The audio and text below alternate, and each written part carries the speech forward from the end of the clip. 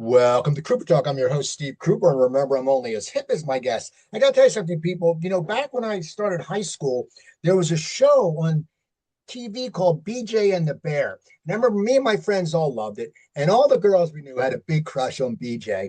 And the actor, a few years later, ended up on a great show called My Two Dads. And I was a huge Paul Reiser fan because I just started doing comedy, and I really loved his act.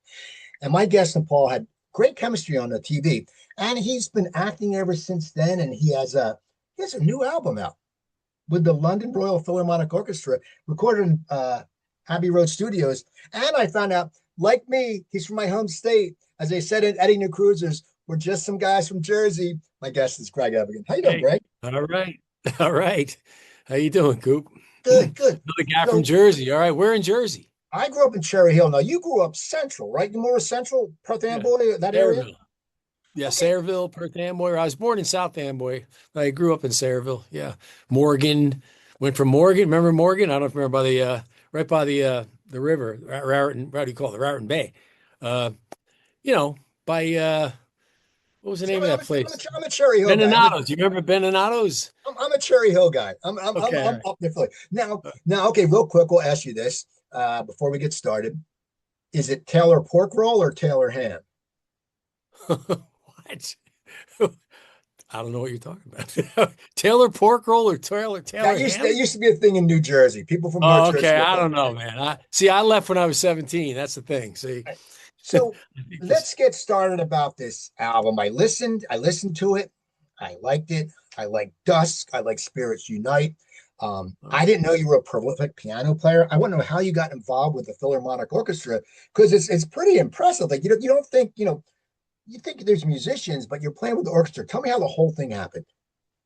Well, it started out with, well, I wrote that one piece, the second one on the album. I wrote that when I was, like 17, 18 years old, you know?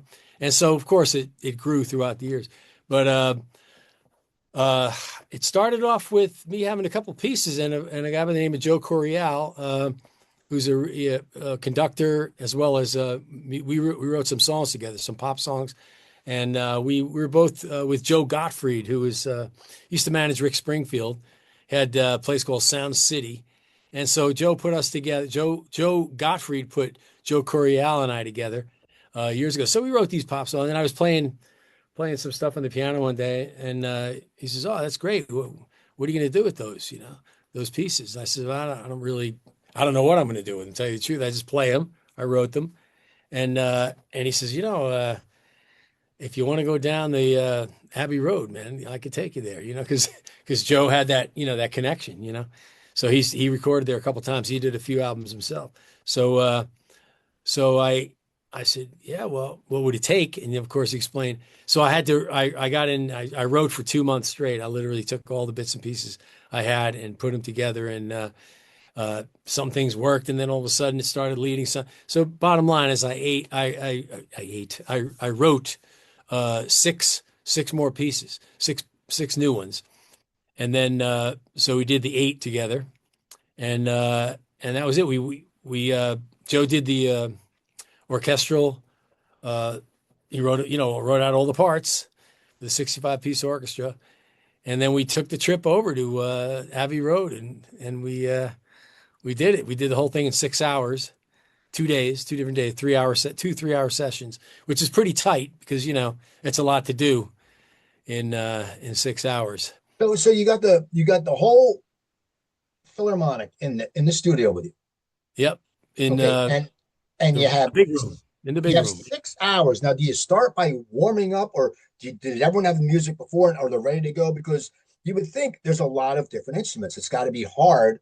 I mean, how did it go about? Did you start playing piano and like jumped in, or what happened? Well, no, what it is, when we went over, the way it works is, pretty much they tune up right at the last minute. Then there's a conductor, like the studio master. So he's he can kind of controls the session along with the conductor, and so we just went in and let him do his thing, and pretty much exactly on time, everybody was up and great sight readers. Obviously, there was a few mistakes in there. We realized, because it's the first time anybody did the charts, so that was pretty revealing, But they were great. They were very tight. A few notes here and there, and then we started the process. It was we had a problem with a flute player. I remember What we had to say happened? uh, we had to say in the middle of it, we got to we got to let this guy go. So literally a flute player, he left. He packed up his flute and he left in a huff. You know, So you've been a musician since you were a kid, I was reading, but now what is it like for a musician to walk into Abbey Road Studios? Because it's a legendary name. I mean, I'm a Jersey guy. Like I'm a huge Springsteen fan. Okay, I've interviewed a bunch of guys from the band, and I'm always like awestruck. At Little Steven, and I'm awestruck. Like this is stuff I listen to. But for you as a musician to walk into such a legend, and it's legendary. Like everyone knows Abbey Road. What was that like? What did you like get teared up when you walked in? It was just a certain feel. What was that like? it's an honor, really. It feels like an honor when you're there. I mean, you just know the history of the place. I mean, the Beatles alone. Obviously, the Beatles gave it that. I mean, the fame. I think the most fame, wouldn't you say? I would say. Oh yeah. And yeah, and so I mean, the crazy thing is there was a reenaction going on, with the bus and the whole that setup with the for one of the albums. I'm trying to remember which one it was, but it was there was a whole reenactment taking place, and I was saying to Joe Curiel, I said, "What? Look at this, man! We hit a day when they're doing a reenactment." So we took our shoes off and walked across the street. Uh, but So yeah, go ahead. so no, so when you're done recording, are you excited? Are you relieved? Are you a mixture of both? Are you happy? Because I know anyone who's an artist is very particular. We're all particular on our work. We're like, oh, yeah, I did this wrong or this, and you had a short time. What was your feeling when it said that's a wrap? Because you've been on TV and that's a wrap. But what Yeah. was it like when it wrapped for this project? Because it has to be something very special in your heart. Yeah, it was like you said, a mixture of all those things because you put all this together and we have it, right? We've got it down, got it recorded. It sounds great. It sounds better than you could imagine. It's phenomenal feeling overall. And then the real work really began after that, is the editing and what I went through with putting this together because there was a time when I lost the whole thing. And it was great because I did this a long time ago. So, uh, so there's a time when I went and I remember my son, we were, because he's really into the music business. And I said, boy, doesn't it feel like the bottom end is not here? Doesn't it just not feel right? And, uh, and he said, yeah, let's go. We'll take it down to a studio in Hollywood. And I took it down there. And this is a few years after recording and everything. I was doing all the editing. I did all the editing on Pro Tools and I went down there and guy he listens to it, puts it up and it's a spectrometer. He runs it through. He says, you're missing the low end. I says, yeah, I know. This is what's been bothering me about this whole thing. So he says, yeah, well, that's because it's not there. So he says, what did you record it on? And like I say, this is a long time ago. This is on 2-inch tape. Okay. So, so, uh, so he says, where did you record it? And I told him, we did it at Abbey Road. And he says, oh, they've got different machines than here in the States. You have to make sure you have the right machine when you transfer it. So I went back. I had to go back. Now imagine I must have done, I don't know, 50,000 edits on Pro Tools, just to get this thing where I wanted it to start sounding right. But it never sounded right because I was always compensating for the bottom end, trying to, and then and I had to go rent the machines. I redid the whole thing. I went back into the entire transfer the right way. Then I took it to this guy over in Eagle Rock. He did all the transfers over for me onto Pro Tools. Did great quality. We got him perfect, and then I restarted the whole project again, man. So I almost gave up on it. I really did. I just figured, I'm doing the acting, I'm doing all the other stuff in the meantime.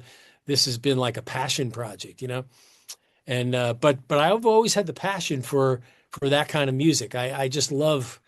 I love being able to write a piece of music like what you heard, being able to sit down and not knowing where that's going to come from, but then all of a sudden there it is, and it's you know, so so yeah, I went through a long road and then went back and the blessing in disguise is the technology that exists now. So I was able to take all that, the recordings and go back in and use all the best plugins, all the God particle and all the different compressors and things, whatever I want. I had the whole new tool bag, that existed when we actually recorded it. And so anyway, it's literally historical at this point. It would fall into the historical realm uh, of music You because it's mentioned something about all the tools yeah. we have now. And now, if you think back, like, because we grew up with different music, how did you ever think, like, what would have been the music for us, if there was all the tools and if it wasn't into the studio? Because it's so much easier now. But back then, there's masterpieces that came out. Listen to Springsteen, Led Zeppelin, the Beatles, all these Sabbath, all these great albums. Do you think the music industry would have changed? Do you think it would have been because anyone could have made music back then if there was the tools now? But back then, you had to be talented and really know what you're doing. Yeah. Well, remember when disco came along? Remember that?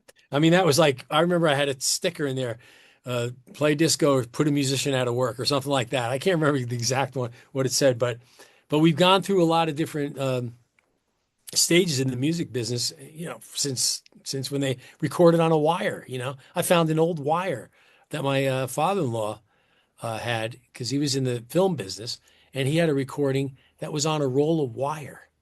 So the bandwidth of that is really narrow, So when you think about just how the bandwidth has expanded in music throughout the years to what it is today, and I can only imagine what it'll be, in the future, or what it'll be, I don't know, but we expanded to stereo, to quad, to total surround. I mean, we've expanded the sound and the bandwidth, you know.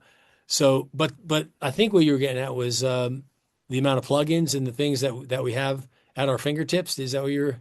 Right. Because you listen to if you listen to Led Zeppelin, Whole Lot of Love, all those weird sounds in it, all that stuff, or even like Supertramp, Breakfast in America, the sound is the old Mattel electronic football, one of the sounds.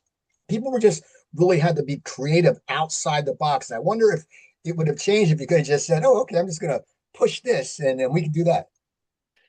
I don't know. I think the real creativity still comes in the idea that you have in your head what you want to hear, because my son, he's Jason Evigan. He's one of the better producers in the business right now. A successful guy. He's got a incredible he's got an incredible line of success so far. His but and we talk a lot about what you're saying right now, and the thing that he does, and he still hears it in his head. He still hears, and I do the same thing. When I have an idea, sometimes I'll even imitate the instruments, or just to see what it's all going to sound like together. But but I think you can still you can take an old, like he took my HR-16, which is an old drum machine, right? And just this is a good example. He took my old HR-16. I said, take it. I paid $250 for it years ago. Alesis made it, and and so he took the snare drum off one of the snare drums off that Alesis, and he manipulated it in a way where he got it to where he wanted it, and that's on Demi Lovato's Heart Attack. Oh wow. So every time I hear that song, I think, my old HR-16's on there, but the point being that the creativity still lies with the producer, Now, every band in those days. I mean, you think of George Martin and think of the Beatles and the stories on how they may have never been what they were without him, or without incredible producers like that, because they were able to take what they recorded and make it into the sound that not only George Martin heard, but I mean that I think the Beatles always wanted. So so it's all really in the ears, it's in the mind, it's all and then you put it out there, you create it, and when you hear what you were going for, you know you're either really close or you're there, you know. Now, when did you start playing music? When you were young, right? Was it in your ears? How did you know you wanted to play music? Because it's something that everyone when we're little wants to play music, but some of us just suck. We can't play it. I was awful. I sucked. Yeah. When did you start playing? When did you know? And how did you know that you had talent? And, I started playing because my mom played piano, my father sang, and they were kind of a duet together when they first met, you know. Then she had children, and that was the end of that probably. But but I think, I started playing piano when I was 8 years old, classically trained. That's what she was, classically trained, Rhapsody in Blue, and, you know, Gershwin, and she was great. And my father, he always appreciated music because he loved to sing, loved to sit around, play songs on the piano, have him sing, you know. Uh, so I always, had an okay voice, you know. But I think when I first got the encouragement was in high school, not in high school, it was actually junior high, when they needed somebody for a play. It was the play Oliver, I remember, and the teacher said, what was her name? Miss McNamara. Yes, Miss McNamara. I haven't said that name forever. She said, Greg, could you sing this? And I said, oh, I don't know if I could sing it. She said, well, try singing this, you know. And I sang it, and she says, that's great. She says, you're in the play. And I said, oh, okay. Whether I want to be or not, I was in this play. So that gave me encouragement. When you're that age, you don't need much. You just need a little spark, you know. And I think she gave me the first spark of thinking, oh, I could actually sing. And then I got into the bands. I got in the first band. I remember it was the Carltons. That was the name of the band.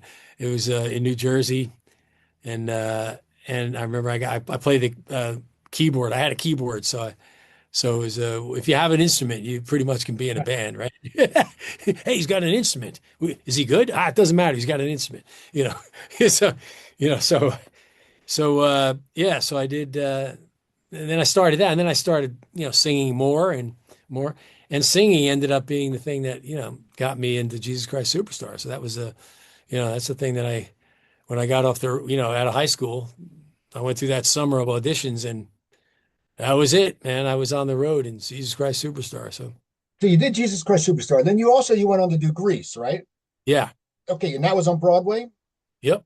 Okay, so what is that like? You're Danny Zuko. You're in Greece. It's Broadway. I always hear. I've talked to a lot of actors. Always say, you know, the allure of Broadway, but then when you go into like the dressing rooms, they're like sort of some of are dingy. It's not like what you think, but They're it's all like dingy.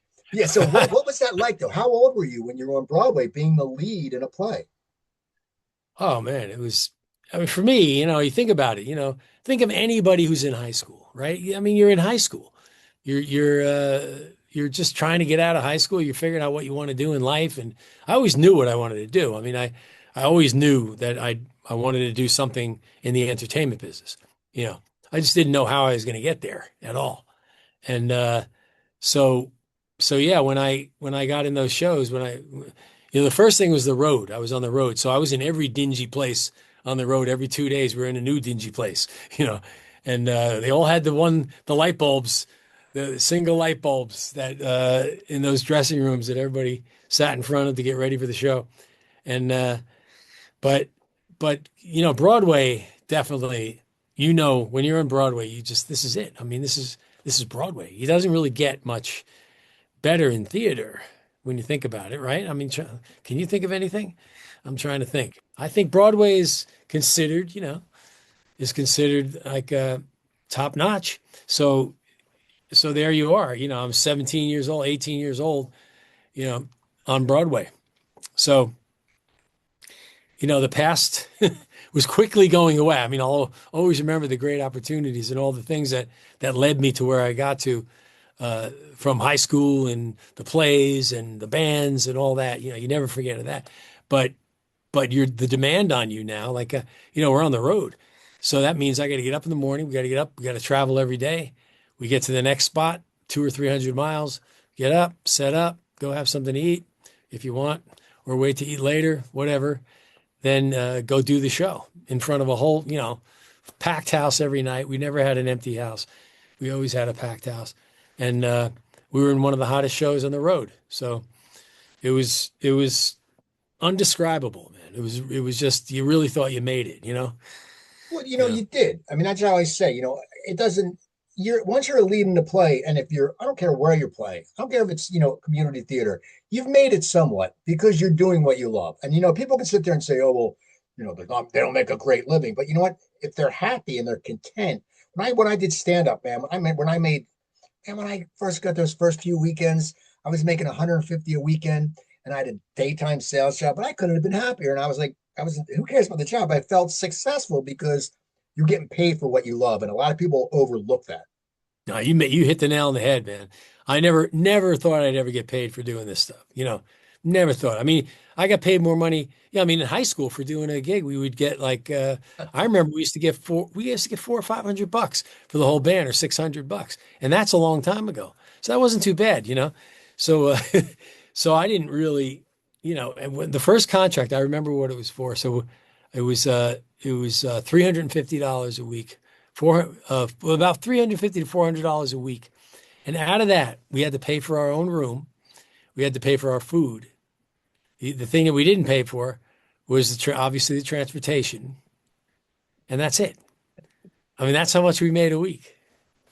So, That was, and then Broadway, by the way, Broadway was, I think, 200 and what was it, $220 with risk pay, because there was in the show, there was a drop on the stage. So if you fell in that hole, everybody got paid risk pay. A couple guys did fall in the hole and didn't see them again.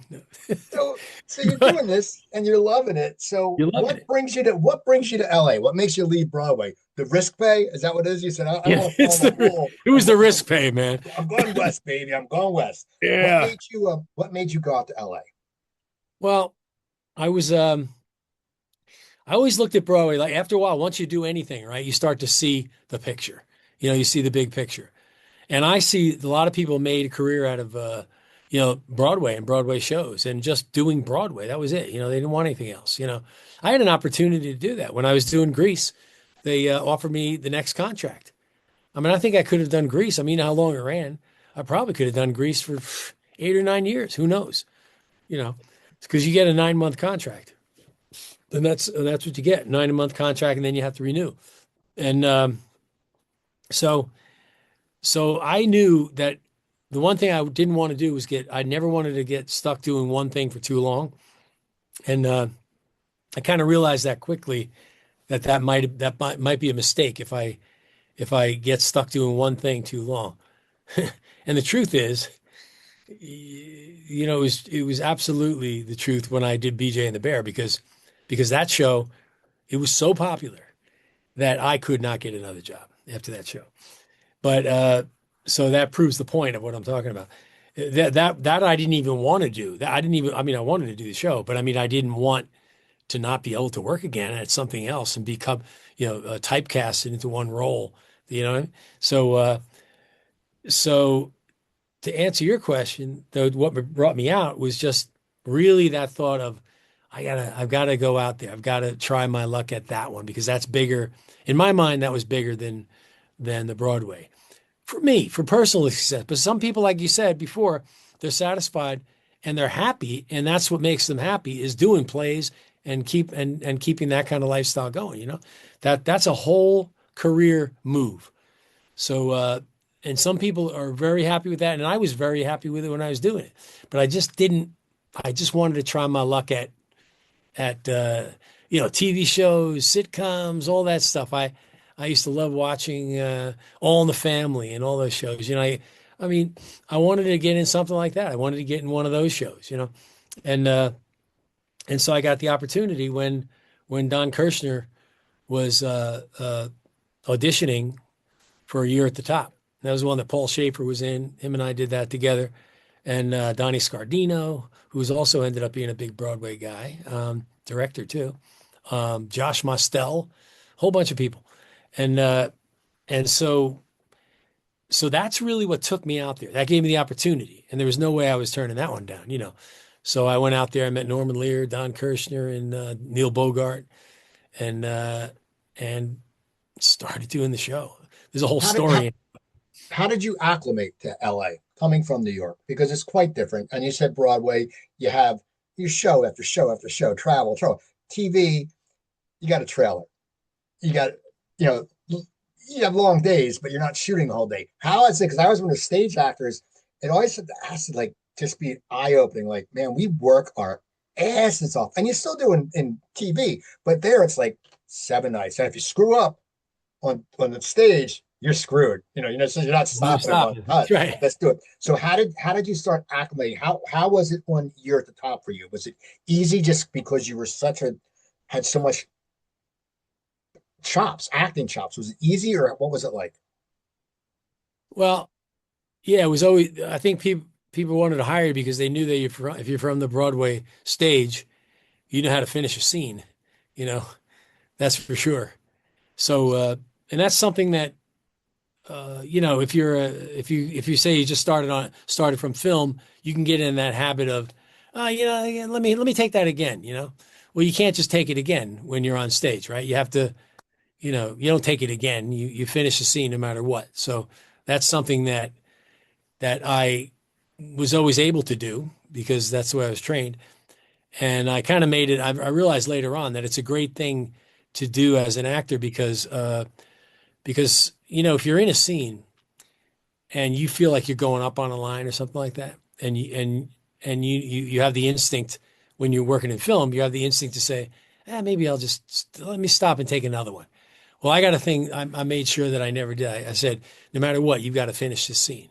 No matter what, you gotta limp your way through. You gotta fake your way through. You gotta do whatever it takes to get through this scene and end it. You may get another one after, but you'd be surprised on the little unique little things that people capture on film when people are struggling.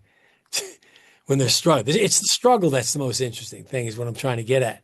The struggle is always the most interesting thing, and that's why an actor, when you say, "Well, we're rehearsed, we got it down," good for you, but it may not be as exciting as or as interesting as when you don't have it down. So okay, so you're acting now. How does BJ and the Bear come about? And I want to talk about the success of that because I always talk to younger people and I go, there was a time when we only had a few networks and if you were on a show, millions were watching you. If you were on a hit show, millions were watching. But Yeah. how did BJ how did you get the part of BJ and the Bear? Was it a long audition process or what happened? No, it was short. It was amazing because I was on my way out of town.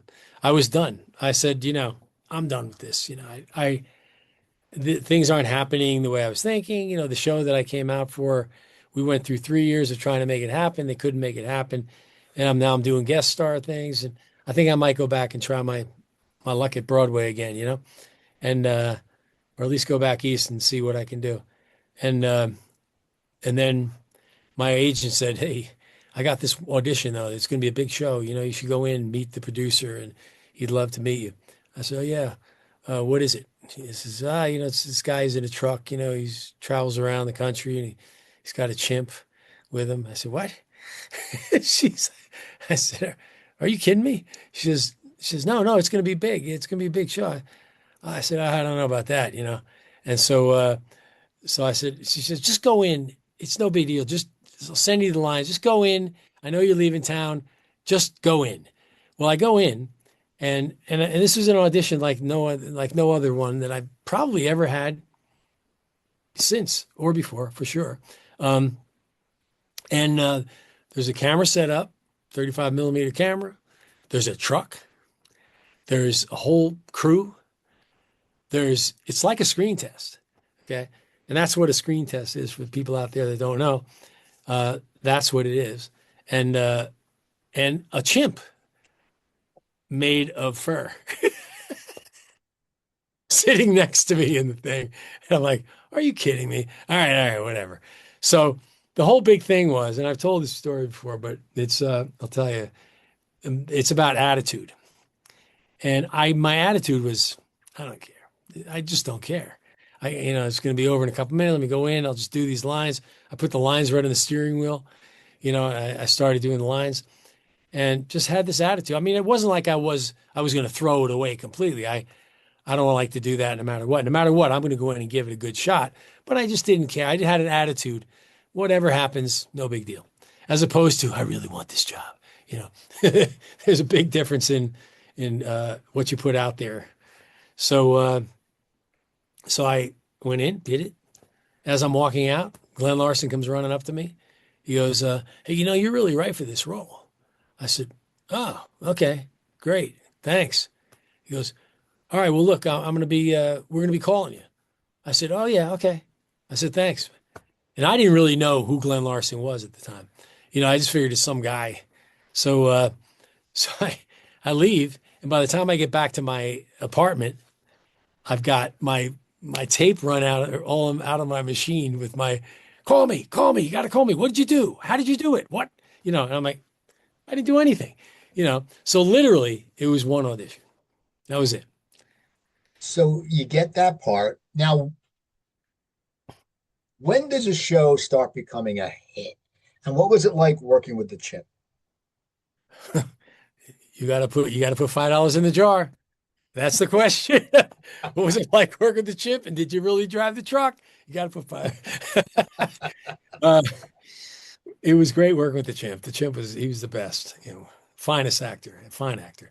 He's so natural. And so so he's uh I think it was pretty much a hit really quick because we did the pilot. I remember that. And then they aired the show against the first run of Network. Remember Network? Remember that I'm mad as hell. I'm gonna Yeah. take it. Uh, and so I think what happened was, and I know this is the truth, Fred Silverman did not want a chimp on his network. I know that at the time. And he was more into, the police shows and the different, he didn't want that kind of show on his network. So he figured, I'm going to kill it. I'll put it up against network and then, you know, so we got a 47 share. Now, for anybody out there that wonders what a 47 share is, if you get close to a one share right now, if you get close to a one, you're a hit. So 47 is half the country in one night, pretty much. So, so nah, it was literally the next day I went out the door. Anywhere I went, people would start looking, and then after a couple shows were on, it was like no matter where you went, you got, you know, You became like instant the heartthrob because you're a good looking guy. I remember all the girls in my high school loved you. So I uh, mean, how did that has to change your life because no matter what you're set for, to sit there and have women just like, oh my God, oh my, I mean, how do you deal with that? Because I mean, one, it was for you, it fell in your hands sort of because you didn't care if you got it, you were leaving. But how do you adjust to a lifestyle like that? Because as you said, 47 share. Back then millions of people were watching. Everyone knows who you are because we only had a few TVs, you only had a few stations. So how right. does a young man adjust to that, especially in Hollywood? Because I know in Hollywood, wherever you go, if you're a star, I used to work wait tables for Planet Hollywood. Whoever came in, you got stuff for free. So I mean, your life must have just changed overnight. I mean, could you go out, or were just women swapping on you? Well, what you do is you get married. See, I, I got married. I mean, people are saying, "What are you crazy getting married now?" I said, "Well, this is the way it goes, and we've been together ever since." And it that really did change. It really did change things because young teenagers, excuse me, when you're looking at the magazines and everything, you know, they do want the fantasy of a single guy, right? It's like this guy's available, I can, so but the way it went for me is, I got married and we had children. We started having our first child. So the articles changed, it wasn't the same, same. But no, just the fame of it though was really, it was great. I mean, seriously, to experience that in my lifetime, it's another thing to experience, and you also have to experience what it's like when that goes away.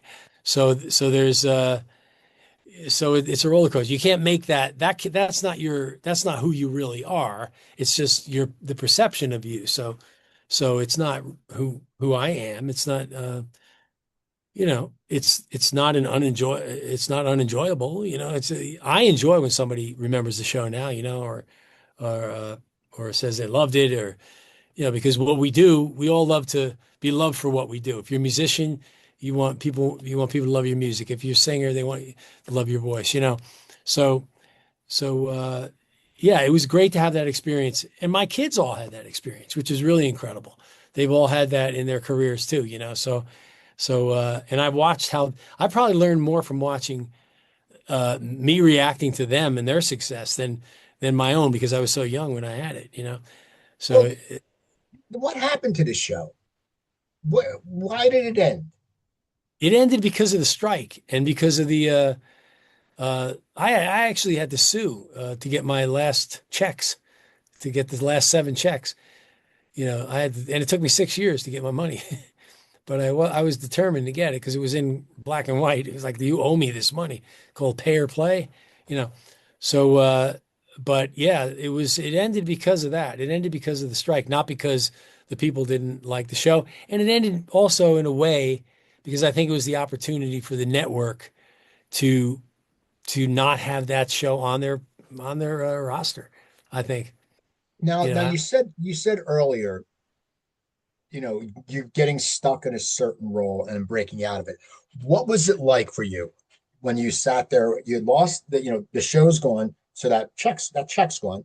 Your network check yeah, is good. It's good money, yeah. and the fame. People still know you, but you're not doing the show every day. And you said you couldn't work for a while. What was the letdown? Did you deal with depression, or did you sit there? Did you just get back up on the horse right away when the strike was over? I mean, what was your path after that? Well, I had a good agent. I had a good man. Let me see. I have a manager. I think I had a good agent. So I'm trying to think if I had a manager at the time. But main thing for me was the agent, and I was with ICM. I was with another one called Triad. There was a couple different agencies that I had that were really good, and so they already had me working on the next show. So I was doing movies of the week. I mean, I did like 50 movies of the week, and all those different guest star appearances on whether it's Battle of the Networks or whatever it is. There was always good money in all those things, and they really had me on, for the next series, trying to get the next series. You just kind of, it's like, if you're a working actor in this business and you want to maintain being that status of a working actor. I mean, you may get incredible like Tom Hanks success or Tom Cruise, which your name has to be Tom. So Right. yeah. Right. So then what if you get that kind of success, of course, that's a whole nother deal. But I mean, as a working actor, somebody who, had big success and then I'm on to what's the next thing, you try, I did when I did Deep Star Six, that movie, I thought that was going to be a really good breakout thing for me, feature in the feature world. But it was okay, but it wasn't enormous. So the way it goes for people, it's all different versions of success. For me, it's been kind of working actor, 55 years of different shows, different movies, different series, and then Now, came my dads. now tell me about My Two Dads. Yeah, because I love that show. I was a big fan. I said I was a huge Paul Reiser fan, and you were on, so it's two people you know.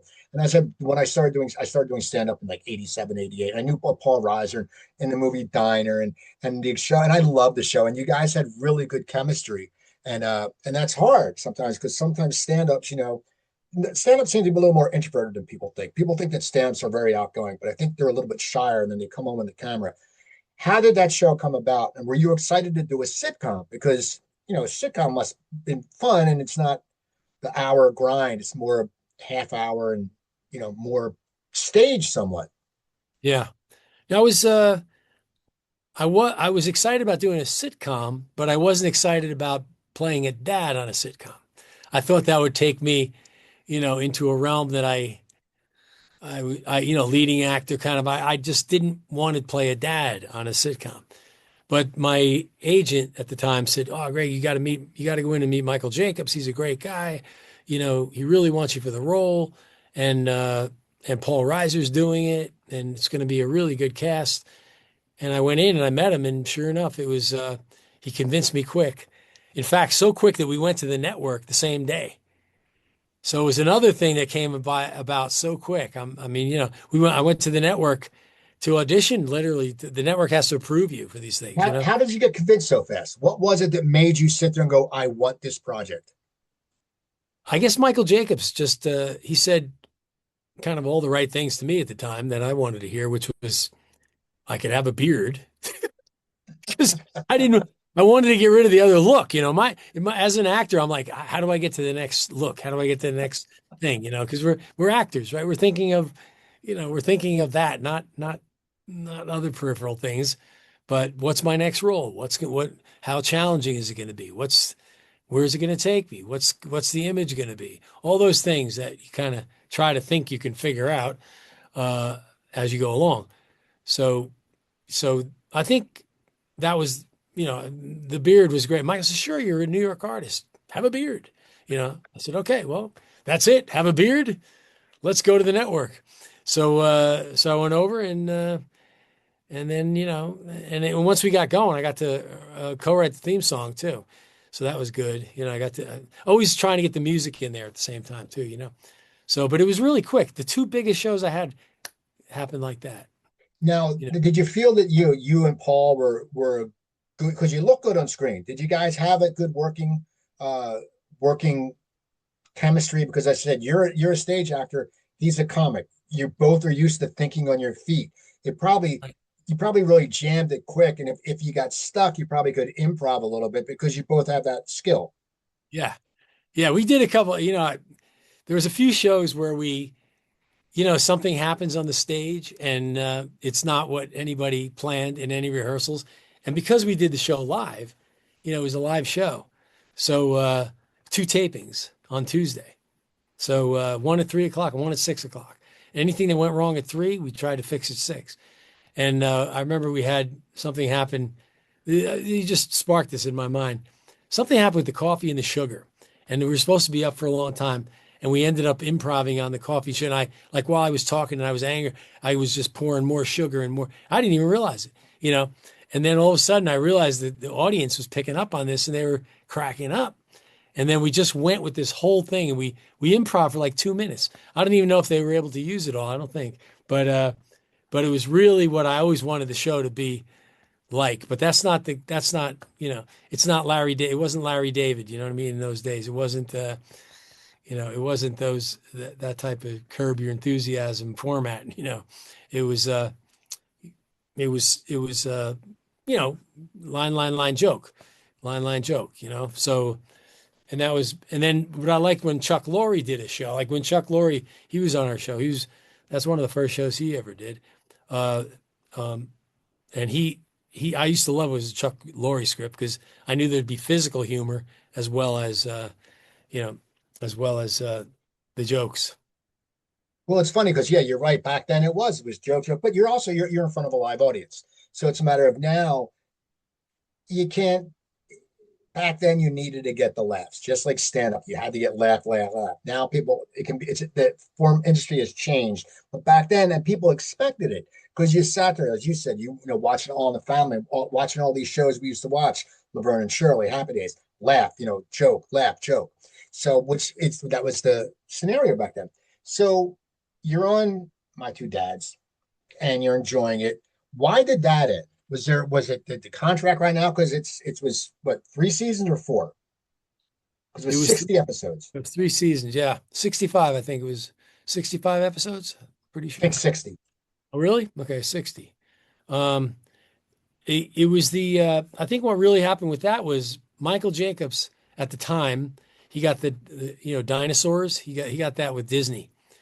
And he as the producer, with the relationship with the network, um, his attention was kind of leaving our show, going over to dinosaurs. Although Bob Meyer and uh, Bob Meyer came in, Bob Young, they were a good team, writing team, and they were running the show. So I don't know. I thought we were doing some of our best shows because we were, we just I don't know. The writing was still great, and we all found our stride. We all got our stride. So I think I think we were doing some of our best shows by season three, which is the way it's supposed to be. If you get season four and five, then you're really cooking if you really care. So, and if the writing is there. So I think we were right at our stride. We got canceled. It was a kid. It was too bad that we got canceled.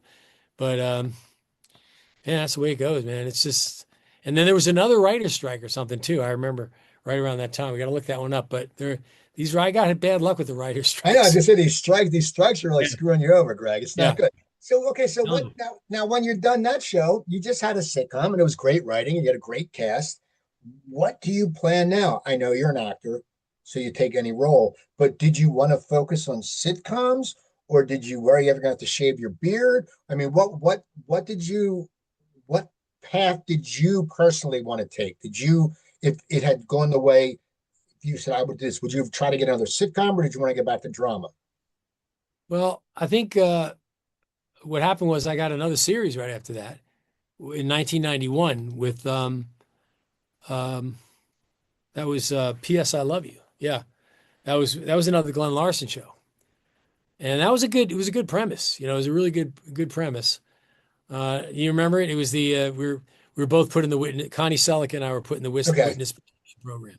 So, and that was kind of a something that was happening, and people were talking about witness protection program at the time. So it was a great premise, a new, not new, but it was new to TV, and I think there's a few shows or movies that went in that direction. So it took place in Palm Springs, and we did 13 episodes. It was a good show. It was coming out good. Earl Hollerman was the boss, and he put us in the witness protection program. And we were two cops from New York, and it was just another. And then it didn't make it past 13, and that was again. And now once again, here we go. It Next, it's crazy. No, no, no. I heard, and I don't know if this is true. Glenn Larson created Knight Rider, right? yeah, Now, did you pass on that? yeah, I did. Okay, but looking back though, and I always think about this. I know people who've been on Big Hit Show. A guy I know was on ER, and he left to follow his acting career. And looking back at it though, your career would have been completely different. But I doubt. I mean, but you probably wouldn't have had all the experiences. And I mean, I always think about.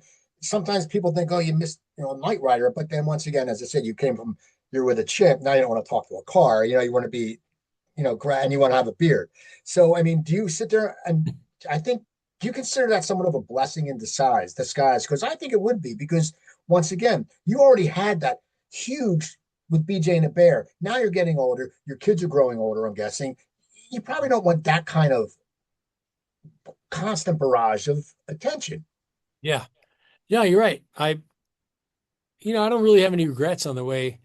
Well, I'm lucky enough to have those shows, to be able to go from something like BJ and the Bear to My Two Dads, and then all the other shows in between and after.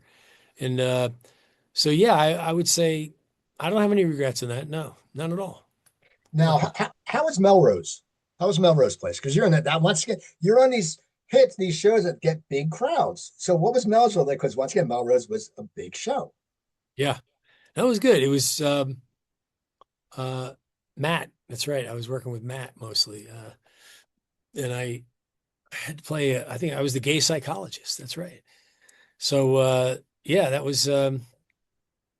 My kids didn't like me doing it. They didn't like having to go to school. My son didn't want to go to school because you know, hey, your dad's playing the gay psychologist, and things like that.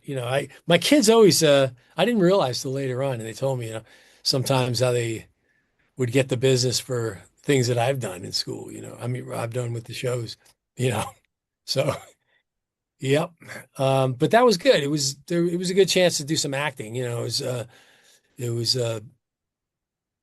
written fine. It was and and the relationship with him and that the whole thing was us. I didn't even hardly meet any of the other people on the show, maybe a few of them, but yeah, that was it was another good experience. I think I did six, something like that. I think 12, six, 12. 12. Okay. Yeah, 12.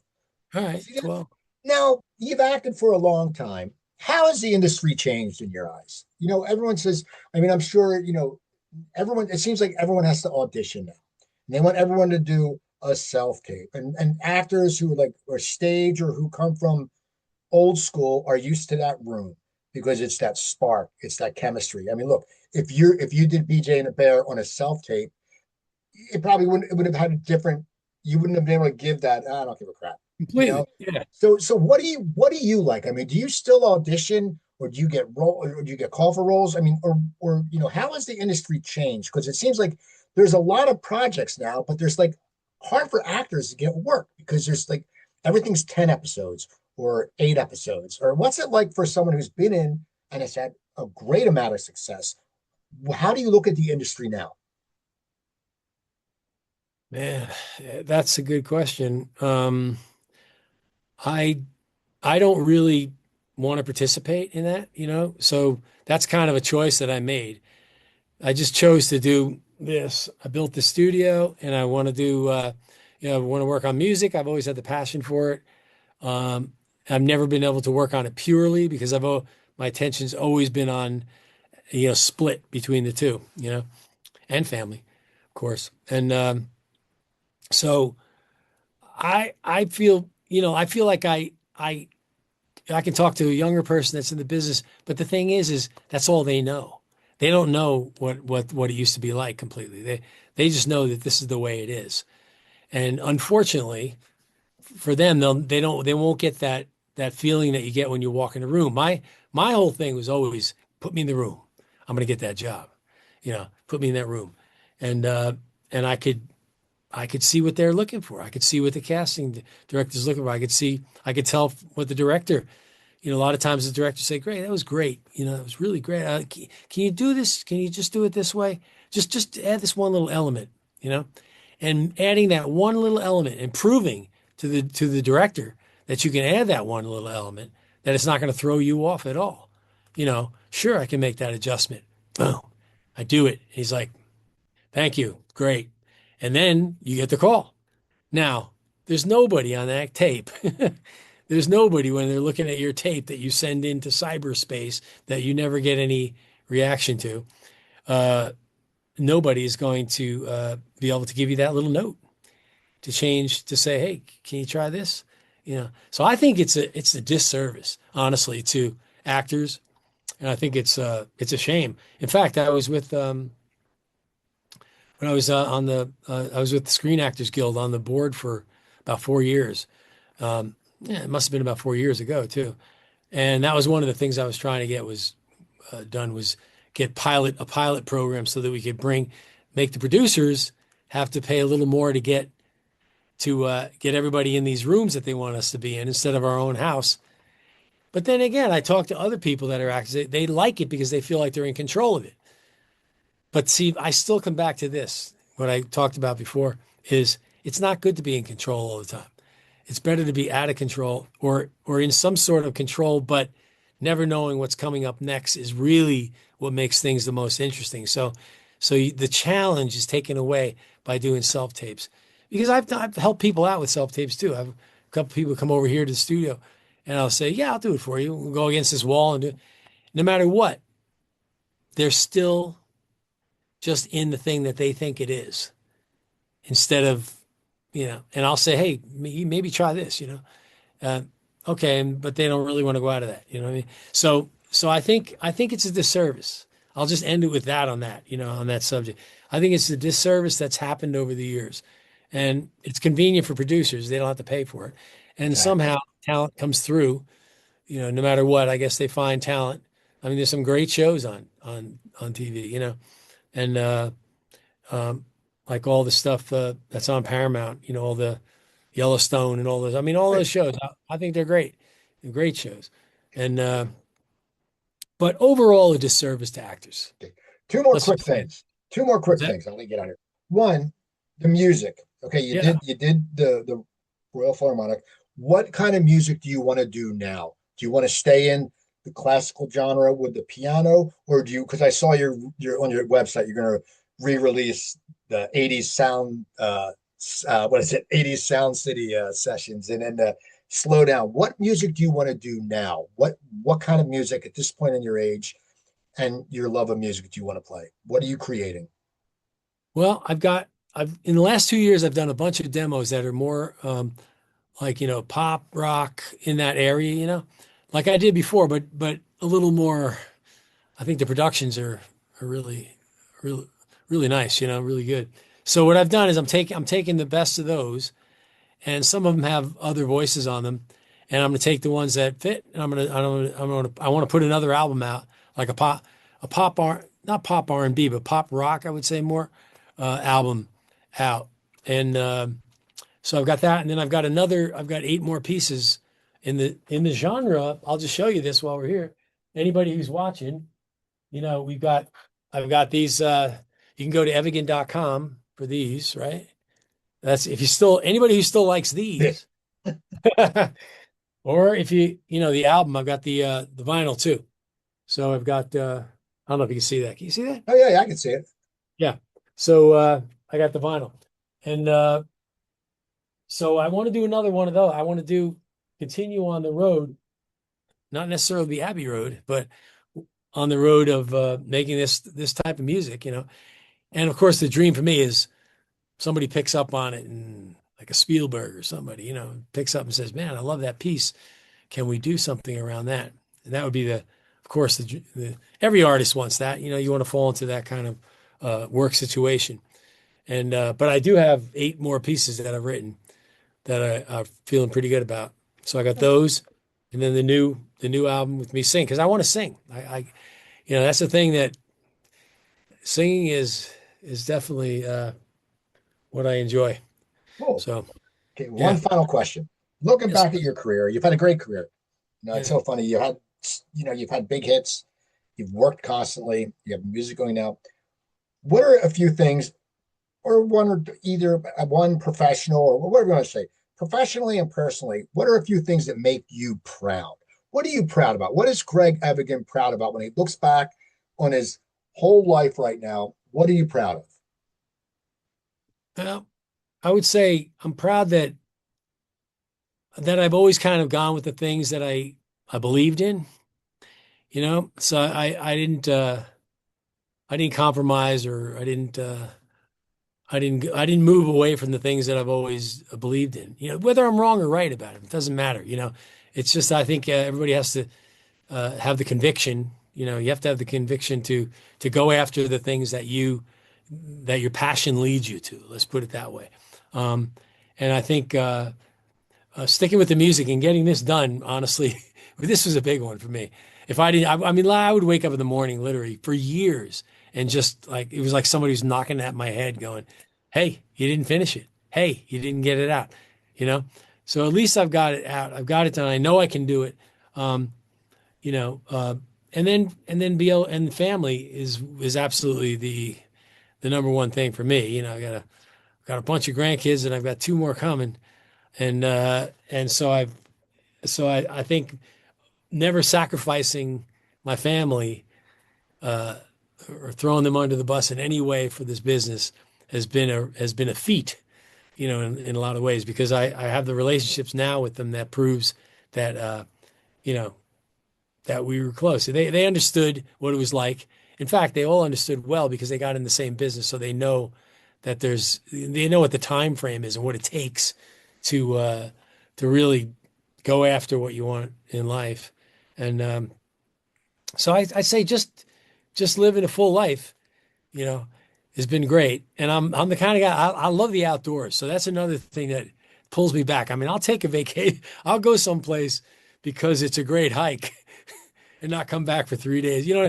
I mean, when we were talking about New York and leaving New York and coming to LA, one of the biggest distractions for me in LA was how beautiful it was. I mean, I could not. I mean, all I wanted to do was go to an island, or go up to see the redwoods, or do this or do that. I didn't care about even working. So I never thought. In a lot of ways, a lot of what I did as for a living fell by the wayside because I was more interested in being a young guy out there, you know, fishing and camping and all that stuff. So full life. So You lived a great life, Greg. I'm glad we got to talk today. People go to evigan.com.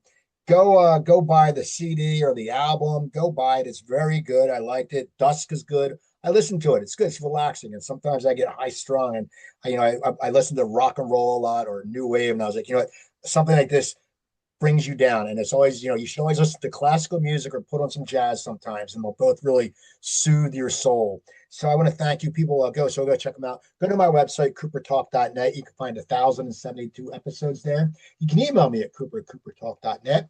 Don't remember, I'm Steve Cooper. I'm only as hip as my guest. Don't forget, drink your water, eat your vegetables, take your vitamins, and I'll talk to you next time.